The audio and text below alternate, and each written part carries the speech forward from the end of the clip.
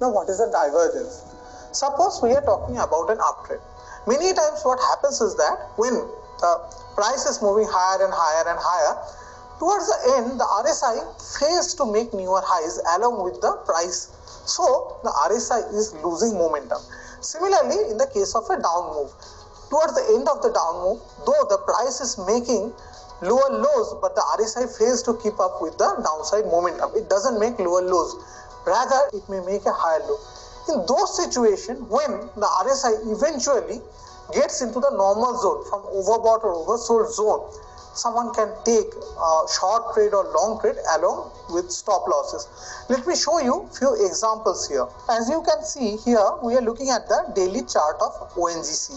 Here you can see that the price was making lower highs and lower lows, but the RSI was making higher lows. So eventually when the price turned around and started moving upward, and also the RSI, we could see that moving in the upward direction, we could see a very good rally begin, and the downtrend was over by that time.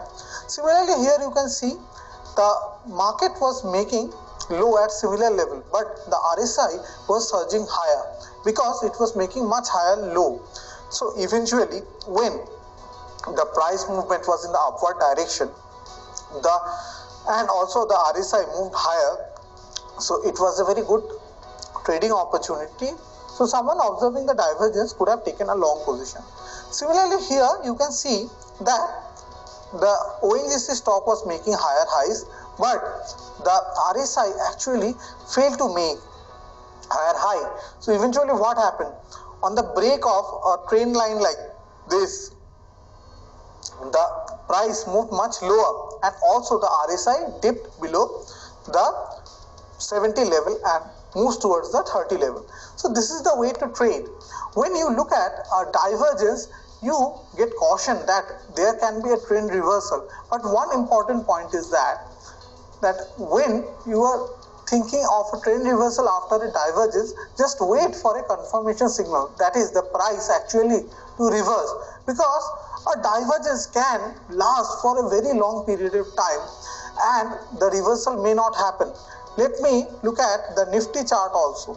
Here in the Nifty also we are looking at similar divergences. See, the RSI was making higher low, but the price was making lower low or the similar low. So eventually what happened is that when RSI moved above this level and also above this double bottom, price also moved. So this was a great trading opportunity. But in some cases divergences don't work. See here in this position, the price was making higher high, but there was a clear-cut divergence.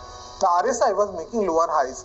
So here there was a clear-cut divergence, but it didn't yield anything because the price didn't go much downside and the price eventually moved higher.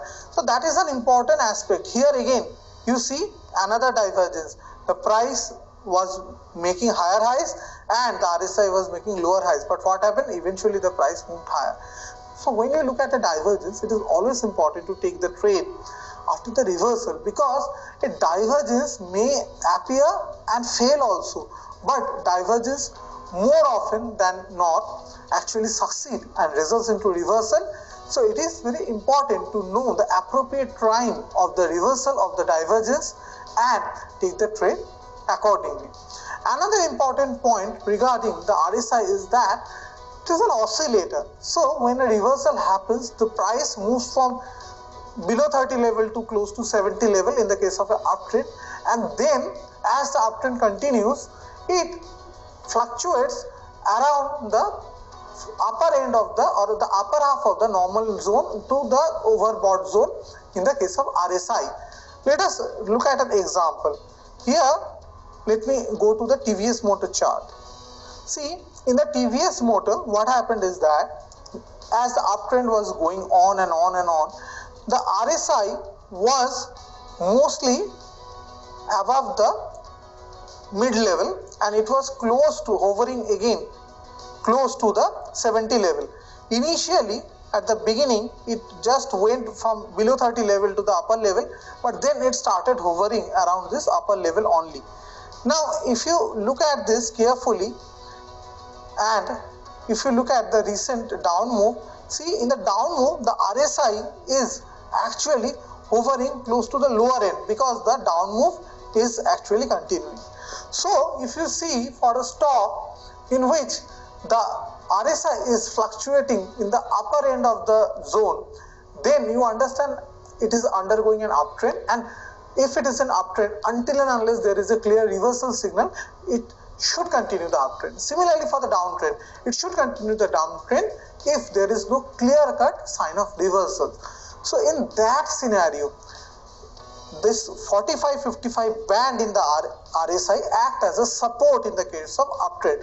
So whenever during the uptrend the RSI come close to this band, you can take a buy trade with the stop loss. Similarly, in the reverse case, when the RSI come close to the 45-55 band and take a resistance there in the case of a down move, you can take short trades with nominal or very minimal stop losses, so that your risk is small and your return, that is the gain you can make in the trend, is very high.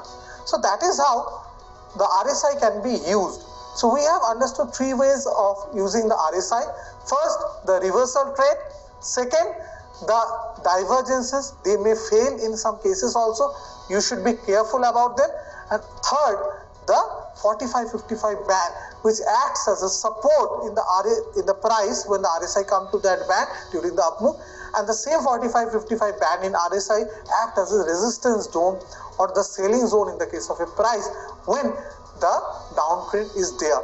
So this is all about RSI.